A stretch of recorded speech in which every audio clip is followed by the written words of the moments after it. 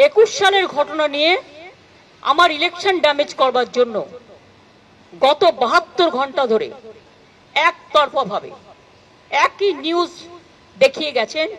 অথচ সেই সময়টা অর্জুন সিং ওখানকার এমপি ছিলেন এবং যারা করেছিল তারা কিন্তু অ্যারেস্ট হয়ে এখনো জেলে আছে। না, আমার মনে হচ্ছে উনি অর্জুন সিং এর ভূত সবসময় দেখেন, এবার আজকেও দেখেছেন। উনি একটা আমাদের বাংলার মানুষের দুর্ভাগ্য, উনি বাংলার মুখ্যমন্ত্রী আছেন যিনি জানেনই না কি ব্যারাকপুরের মধ্যে অরিয়াদা পড়ে না দমদমের মধ্যে পড়ে। নমস্কার, বাংলা মন থেকে বলছি সন্ময় বন্দ্যোপাধ্যায়। মনটা ভালো করে দেওয়ার মতো খবরটা শোনালাম আপনাদের। রাজ্যের মুখ্যমন্ত্রী বলছেন জয়ন্ত সিং, সেই জয়ন্ত সিং যে এলাকায় ঘটনা ঘটাতো আরিয়াদহ, সেটা সেইখানে নাকি সাংসদ ছিলেন অর্জুন সিং। তাই আমরা ঠিক করলাম সরাসরি রাজ্যের মুখ্যমন্ত্রীর বক্তব্য শোনাবো। রাজ্যের মুখ্যমন্ত্রীর বক্তব্যের পর অর্জুন সিংয়ের কিছুটা বক্তব্য শোনালাম, এরপর অর্জুন সিংয়ের পুরো বক্তব্যটা আপনাদের কাছে শোনাবো। কিন্তু ঘটনা হলো আরিয়াদহ অঞ্চলটা দমদম লোকসভার মধ্যে। আমরা যেখান থেকে আপনাদের কাছে প্রতিবেদন পেশ করছি জায়গাটার নাম পানিহাটি, পানিহাটির পর কামারহাটি, কামারহাটির পর আরিয়াদহ, আরিয়াদহর পর বরানগর। এন্টায়ার এটা সৌগত রায়ের লোকসভা কেন্দ্রের মধ্যে।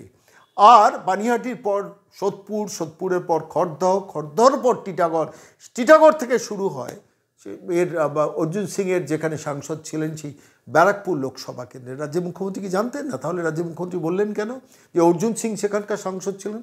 আসলে হ্যাবিচুয়াল লায়ার, জেনেটিক্যাল লায়ার, এদের এই অভ্যেসটা আছে। রাজ্যের মুখ্যমন্ত্রী কোনোটাই নন বলে বিশ্বাস করতে চাই, কিন্তু বিশ্বাস করব কি করে? রাজ্যের মুখ্যমন্ত্রী ভূগোলটাই পরিবর্তন করে দিচ্ছেন। রাজ্যের মুখ্যমন্ত্রী ভূগোল পরিবর্তন করে দিচ্ছেন। আরিয়াদহটা যে ব্যারাকপুর লোকসভার মধ্যে নয়, পাশে দাঁড়িয়ে কেউ বলতে পারে না। সর্বক্ষণ তো পুলিশ পরিবৃত হয়ে থাকে। আমার নিশ্চিত বিশ্বাস কলকাতার পুলিশ বা ব্যারাকপুরের বা কলকাতার পুলিশ কমিশনার বা বিধাননগরের পুলিশ কমিশনারের অফিসাররা তার পাশে ছিলেন, গিয়ে তো বলতে পারতেন যে দিদি ম্যাডাম এটা এটা এটা আরিয়াদহটা দমদম লোকসভার মধ্যে।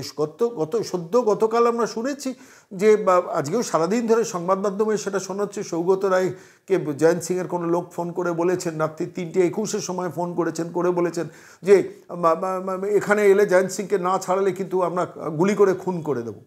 এই যে ডেসপারেশন, কাকে বলছেন? সাংসদকে। সাংসদের নাম কি? সৌগত রায়। বিধানসভার নাম কি? কামারহাটি। কামারহাটি বিধানসভার বিধায়ককে মদন মিত্র। মদন মিত্র বিধানসভা যেখানে, সেখানকার সাংসদ হচ্ছেন সৌগত রায়। জায়গাটার নাম কি? দমদম। দমদম লোকসভা কেন্দ্র। দমদম লোকসভা কেন্দ্রের মধ্যে আরিয়াদহ জয়ন্ত সিং যেখানে ঘটনা ঘটাচ্ছেন, সেখান থেকে অন্তত 5 থেকে 7 কিলোমিটার দূরে শুরু হচ্ছে ব্যারাকপুর লোকসভা কেন্দ্র, যেখানে অর্জুন সিং সাংসদ ছিলেন। প্রশ্ন হলো রাজ্যের মুখ্যমন্ত্রী এইভাবে স্পন্টেনিয়াস মিথ্যা কথা কেন বলেন? ভাবুন তো, মানে অর্জুন সিং সেখানকার সাংসদ ছিলেন, আরিয়াদহর মানুষ। আরিয়াদহ যারা মানে রাজ্যের মুখ্যমন্ত্রীর এই বক্তব্য সমস্ত ইলেকট্রনিক্স মাধ্যম সম্প্রচার করলো, তাদের কাছে কি ইমপ্রেশনটা গেল তাতে কিছু এসে যায় না। কেন? উনি জানেন যে উনি যা বলবেন, উনি দুপুর 12টার সময় যদি বলেন রাত 12টা আমাকে বিশ্বাস করতে হবে, মানে তৃণমূল কর্মীদের বিশ্বাস করতে হবে। রাত 12টার সময় উঠে যদি বলেন না এখন দুপুর রোদ্দুর উঠেছে, সবাই বলেন হ্যাঁ দিদি বলেছেন রোদ্দুর উঠেছে। এই অসভ্যতা কতদিন চলবে? মিথ্যে কথা বলার একটা লিমিট আছে। আমি খালি ভাবছিলাম যে কোনো সাংবাদিক যাদের সামনে প্রেস কনফারেন্স করছেন, একজন সাংবাদিক প্রশ্ন করলেন না কেন, দিদি আরিয়াদহটা তো দমদম লোকসভার মধ্যে, আপনি কী করে অর্জুন সিং বললেন? মুশকিলটা হচ্ছে স্পাইনলেস সাংবাদিকতা করলে এটাই হয়। আমি ওই সাংবাদিক কুলের মধ্যে থাকলে আমি এই প্রশ্নটা করতাম, দিদি একটা ছোট্ট প্রশ্ন বলবো যে আরিয়াদহ তো দমদম লোকসভা কেন্দ্রের মধ্যে, আপনি ব্যারাকপুর লোকসভা কেন্দ্রের মধ্যে ঢোকালেন কীভাবে? মানচিত্রটাও গুলিয়ে ফেলেছেন নাকি অন্য কোনো ভূত তাড়া করছে? আজকে দিল্লি বম্বেতে যাচ্ছেন, সেখানে গিয়ে সারা ভারতবর্ষের রাজনীতিতে পাত্তা পাচ্ছেন না। এখন এতে যাচ্ছেন আম্বানির ছেলের বিয়েতে, যান, ভালো মুডে যাচ্ছেন, কোনো অসুবিধা নেই, কিন্তু ভুলটাকে কেন বিকৃত করছেন? আমি খালি ভাবছিলাম, জানেন তো, বিশ্বাস করুন, মানে আমার খালি মনে হচ্ছিল রাজ্যের মুখ্যমন্ত্রী কন্টিনিউয়াস মিথ্যা কথা বলাটা একটা অভ্যেসে পরিণত করেছেন। আজকে বলে না, দীর্ঘদিন ধরে। রবীন্দ্রনাথ ঠাকুর 1941 সালে মারা গেছেন, 47 সালে সে গান্ধীজিকে ফলের রস খাইয়ে গেছেন, বলেছেন।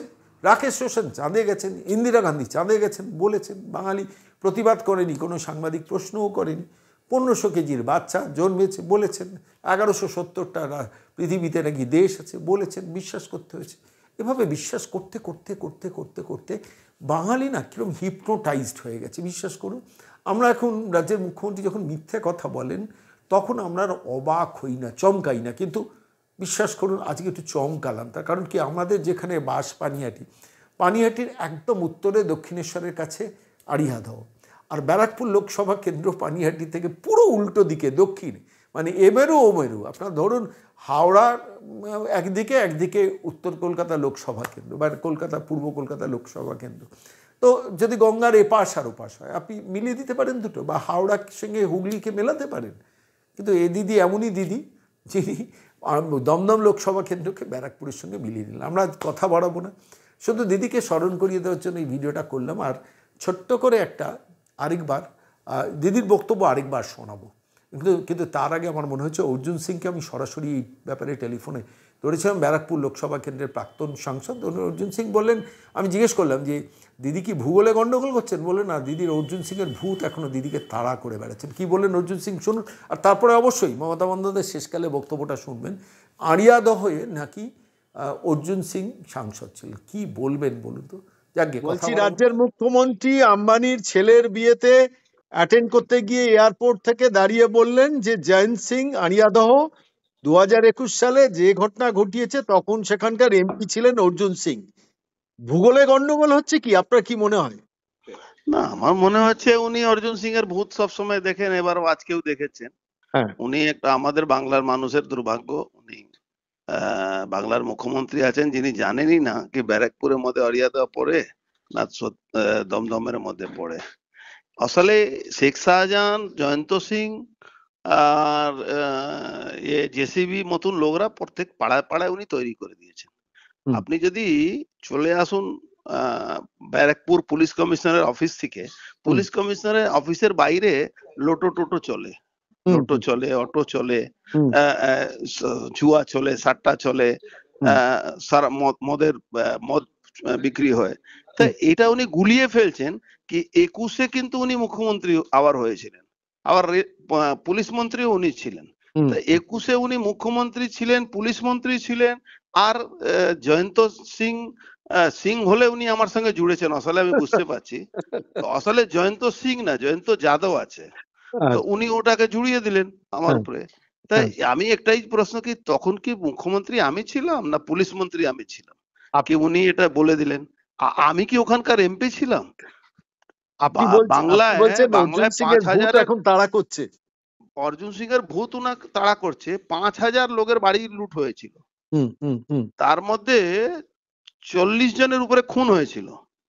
এনএচআরসি 19টা উনার নেতাদের নামে রিপোর্ট দিয়েছিল। সে 19টা নেতার মধ্যে শুধু নর্থ 24 পরগনা 3 জন বড় বড় নেতা ছিল, জ্যোতিপ্রিয় মল্লিক, পার্থভূমি আর একটা মদন মিত্র। সেই মদন মিত্র কথা না বলে, সৌগত রায় কথা না বলে, আসলে মদন মিত্র সৌগত রায় এটা ঝগড়া না, এই ঝগড়া আছে মলয় ঘটক ভার্সেস মদন মিত্র। সৌগত রায় তো ওর মধ্যে একটা পেতি রোল করছেন, ওই রোলের কোনো দাম নেই। এখানে সবটাই ভাগ বটরা লড়াই, কে কত পুকুর ভরাট করবে, কে কার জমি কত দখল করবে, এইটা নিয়ে চলছে এদের লড়াই।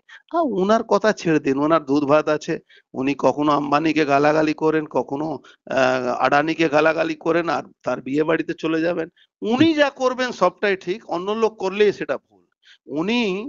উনি বহিরাগতকে নিয়ে এখানে এমপি টিকিট দেবেন, সেটা ঠিক আছে। আর উনি বলবেন ভারতবর্ষের প্রধানমন্ত্রী বহিরাগত।